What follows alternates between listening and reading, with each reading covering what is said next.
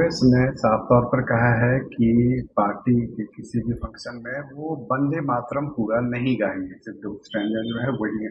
ये दूसरी तरफ आपने भी ट्वीट किया है कि जो राहुल गांधी हैं वो जिन्ना के वंशज हैं, असली वंशज हैं। क्या तात्पर्य है सर इसका? नहीं, इसका जिन्ना के असली वंशज या वारिस ये मैं लगातार कह रहा हूं, लेकिन अब तो ये चीजें प्रमाणित हो गई ना। क्या है कि बंकिम बाबू का गीत वंदे मातरम जो है, ये आज़ादी के आंदोलन का एक ऐसा जुनून बन गया, जोश बन गया, जिसमें कि जो स्वतंत्रता सेनानी थे, जो आज़ादी के वीर बाकुरे थे, वो फांसी के फंदे पर भी वंदे मातरम गाते हुए जो है झूल जाते थे। तो वंदे मातरम एक बड़ा सिंबल बन गया अंग्रेजों को हटाने के लिए। जब इस आंदोलन ने जोर पकड़ा तो 1937 में कई एक जगह ऐसा हुआ कि कांग्रेस और मुस्लिम लीग मिलकर सरकार बनाना चाहते थे, या कांग्रेस को 1937 का जो संविध सरकार की एक जगह बनी, उस चुनाव में एक दिखाई दिया कि मुस्लिम लीग जो है प्रभावी है, और मुस्लिम लीग के साथ या मुसलमानों के साथ अपना एक समझौता होना चाहिए। जिन्ना ने कहा कि शर्त एक है कि ये जो वंदे मातरम है ये गाना बंद करना पड़ेगा।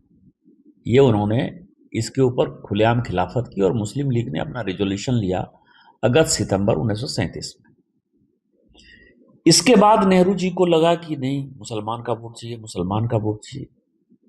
और उन्होंने एक कमेटी फॉर्म कर दी कि वंदे मातरम गाना चाहिए या नहीं गाना चाहिए। सुभाष चंद्र बोस उस वक्त बहुत प्रभावी थे, 37, 38, 39, आपको पता है। वो पार्टी के अध्यक्ष भी बने, गांधी जी के विरोध के बावजूद भी बने। उन्होंने इसका खुलेआम विरोध किया, लेकिन नेहरू जी इतने मुसलमान से ऑब्सेस्ड थे कि उन्होंने फाइनली अक्टूबर 1937 की जो कार्य समिति है उसमें एक कमेटी बनाकर यह तय कर दिया कि ये मुसलमान धर्म के खिलाफ है, मुस्लिम को अच्छा नहीं लगता है, और इस कारण से इसका 2 स्टेंजा गाना है। जैसे ही मुस्लिम लीग को लगा कि हमारी बातों से कांग्रेस प्रभावित हो रही है, देश प्रभावित हो रहा है, आपको पता है कि उसके बाद 1940 से लेके 1946-47 तक का जो मुद्दा रहा, डायरेक्ट एक्शन भी हुआ। आपको पता है कि 14-15 अगस्त 1947-46 को जो है डायरेक्ट एक्शन हुआ, कलकत्ता में हिंदुओं का नरसंहार हुआ और भारत का विभाजन हुआ।